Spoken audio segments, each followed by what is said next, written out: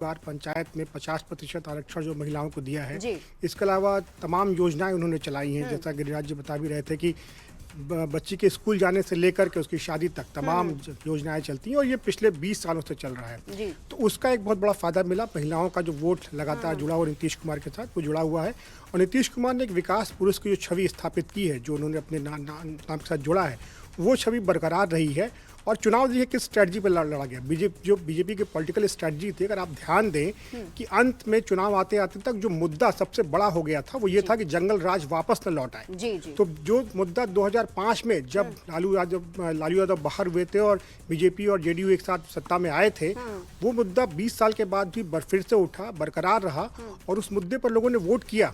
तेजस्वी यादव की जो जिस बुरी तरह हार हो रही है, ये दिखा रहा है कि युवाओं का उन पर विश्वास नहीं है, महिलाओं का उन पर विश्वास नहीं। मतलब तेजस्वी यादव जो है उनको कह सकते हैं जो एक बैगेज उनके साथ चल रहा है, उसका खामियाजा भुगतना पड़ रहा है उनको। देखिए, तेजस्वी यादव कहीं ना कहीं उनका जो थॉट है मिसप्लेस लग रहा है, वो कनेक्ट नहीं कर पाए। वो उनका कोई कनेक्शन नहीं था। मैं आपको मैं एक बात बताऊंगा। आपने ही आपके चैनल में भी चला था, एक आम महिला से आप इंटरव्यू कर रहे थे, आपके पत्रकार, उन्होंने बोला कि MY का मतलब बदल गया है। MY का मतलब उन्होंने बोला कि महिला और युवा। आप देखेंगे कि महिला की बात तो हो ही रही, उन्होंने सपोर्ट किया ही। युवा 13% युवा, ज्यादा युवाओं ने वोट दिया है। ठीक है, तो युवा क्या सोच के, भले बहुत चला कि बेरोजगारी है, पलायन है, फिर भी 13% युवाओं का वोट एनडीए को पड़ा है कहीं ना कहीं ज्यादातर। वो इस कारण क्या है? कारण आज हर युवा के पास मोबाइल है। ठीक है, युवा कनेक्ट करता है कि मोदी जी बाहर जा रहे हैं। ठीक है, हमारा देश चौथी इकोनॉमी बन गई विश्व में। ठीक है, इन चीजों पे उन्होंने ऑपरेशन सिंदूर देखा, तो युवा इन चीजों से उत्साहित है। युवा को ये लग रहा है कि अगर डबल इंजन की सरकार होगी तो कहीं ना कहीं आज अगर हमारे यहाँ बेरोजगारी है, आज हमारे यहाँ फैक्ट्री नहीं है, पलायन है, तो कहीं ना कहीं ये एक ही रास्ता हो सकता है कि हम अगर दोनों सरकारें मिलकर काम करेंगी तभी इसका ये है, हाँ, इसका सोल्यूशन है। और एक बात और कहना चाहूँगा कि देखिए ये जो सरकार है, नीतीश कुमार की सरकार जो बनेगी अभी, ठीक है, आप देखेंगे कि नीतीश कुमार के कद का नेता आपको नहीं दिखेगा। आप बताएं, अगर इनके जो दो उप मुख्यमंत्री भी हैं, उनका कद उनके बराबर कहीं नहीं है। ठीक है, या विपक्ष में तेजस्वी हैं, उनका कहाँ कद है? तो इसलिए नीतीश कुमार कहीं ना कहीं सस्टेन कर पाए और उन पे लोगों ने भरोसा किया। ठीक है, महिलाओं ने तो किया ही है, सभी बात कर रहे हैं महिलाएं, और महिलाएं बढ़ चढ़ के आई क्योंकि उनको सेफ बात। ऐसा नहीं कि पहले महिलाएं वोट देना नहीं चाहती थी, लेकिन पहले क्या होता था, मैं बताऊं, मैं भी वहीं से हूं, तो पहले क्या बूथ पर पता नहीं धमाका हो जाए, भगदड़ मच जाए, डर लगता था उनको, इसलिए ज्यादातर महिलाएं वोट देने नहीं जा पाती थी। आज बिल्कुल सेफ है, इलेक्शन कमीशन ने भी अच्छा व्यवस्था किया है, तो इन सब का लाभ एनडीए को हुआ। लेकिन नीतीश कुमार के लिए बहुत ही निर्णायक ये चुनाव माना जा रहा था और नीतीश कुमार क्या जिस तरीके से आप सामने आए हैं, जो कद जिसकी बात अभी कर रहे थे सर भी, तो क्या ये माना जाए बिहार में निरंतर नीतीश? अभी तो आपने देखा कि पूरी दुनिया इस बात को स्वीकार करती है कि एंटी इनकम्बेंसी अगर 1 साल, 2 साल, 3 बार, तीसरी बार सरकार किसी की होगी तो एंटी इनकम्बेंसी काम करती है। पर नीतीश जी ने इस बात को डिफाई किया कि चौथी बार भी वो अपने कार्यकलाप से, अपने कामों से, उदाहरण के रूप में सुशासन की जो व्यवस्था जिसका जिक्र सभी लोग कर रहे हैं कि लॉ एंड ऑर्डर बेहतर स्थिति में था, महिलाएं जो है सुरक्षित थीं, मतदान केंद्रों पर जाकर उन्होंने इतनी प्रचुर मात्रा में मतदान किया, तो सुशासन की वो व्यवस्था जो लगातार बेहतर होती जा रही है बिहार में, जिसका अनुभव महिलाओं ने पहले भी किया था, तो ये लगातार बेहतर होने की स्थिति उनका एक बहुत बड़ा मानक रहा नीतीश जी का, उनके वापस आने का। दूसरा एक बहुत बड़ा मानक उनका रहा कि उन जो विकास के काम भी देखा हैं बिहार, अगर आप 10 साल पहले गई हो, 10 साल के बाद जाइएगा तो बिहार की तस्वीर जो है वो पूरी तरह नहीं बदली, लेकिन बहुत बड़ी तस्वीर बदली है। तो वो भी, वहाँ भी एक जो है वो प्रोग्रेशन में जा रहा है, आगे बढ़ रहा है, विकास आगे बढ़ रहा है और धीरे धीरे वो अब बड़ी गहराई ले रहा है। जैसे उदाहरण के रूप में इंडस्ट्री भी अब आना शुरू हो गई हैं, रोड अच्छे हो गए हैं, बाकी सारे जो हैं जो इंडस्ट्रियल इनपुट्स होते हैं वो बेहतर हो रहे हैं। वो उनका दूसरा बड़ा मानक है।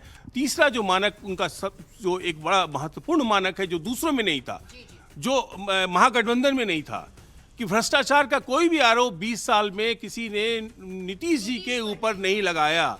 लेकिन जब दूसरे किसी भी दल को आप उठा के देखेंगे या बाकी सारी चीजें, बिल्कुल देखिए एक स्वच्छ छवि जो है नीतीश कुमार की रही है। इसी बीच जितिन राम मांझी कुछ कह रहे हैं, दर्शकों को सुनाते हैं। पहले का कॉरिडोर हो या फिर इंडस्ट्रियल कॉरिडोर हो, फिर इंडस्ट्रियल पार्क का मामला है, ये सारी बातें ऐसी आई जिससे समझ में आया जनता को कि इनसे बढ़िया कोई नहीं कर सकता। और दूसरी तरफ भ्रामक बातें कह करके, उलूल जुलूल बात कह करके, जो व्यवहारिक नहीं था, विश्वसनीय नहीं था, तेजस्वी जी वगैरह लोगों ने लोगों को बरगलाना चाहा, भ्रम में डालना चाहा। तो पार्लियामेंट के चुनाव में कुछ भ्रम में लोग पड़ गए थे, लेकिन इस बार एकदम दिमाग में बात थी कि भ्रम में नहीं पड़ना है। इन लोग सिर्फ बोलते हैं, इन लोग का कुछ बखत नहीं है। और इसी के आधार पर जितना हम लोग सोचते नहीं थे उससे ज़्यादा प्रतिशत में उन लोगों ने वोट दिया और रिजल्ट आपके सामने है। सर, बड़े भाई और छोटे भाई की भूमिका के साथ साथ में चाचा भतीजा ने भी कमाल किया, इस पे क्या कहेंगे? अब देखिए, रिलेशन का जहाँ तक सवाल है, चाचा भतीजा का बात है या भाई भाई का मामला है, ये सब अलग बात है। जो जैसा काम करता है, जो जैसा गठबंधन में रहता है, उसके अनुसार उसको परिणति मिलती है, चाहे जिस रिलेशन का हो। तो इसलिए बहुत कुछ इस पर कहना नहीं है। सर, चिराग और आप दोनों का स्ट्राइक रेट अच्छा है, तो क्या लगता है कि मंत्रिमंडल में मुख्यमंत्री को लेकर? अब मंत्रिमंडल और बिल्कुल आपको बयान सुना रहे थे जीतन राम मांझी का। अब दिखाएंगे जश्न की तस्वीर। बिहार चुनाव में एलजेपी जो है 12 सीटों पर फिलहाल लीड कर रही है। ऐसे में पार्टी कार्यालय के साथ साथ चिराग पासवान के घर में भी जश्न का माहौल है। संवाददाता विनीता मिश्रा की ये रिपोर्ट आपको दिखाते हैं।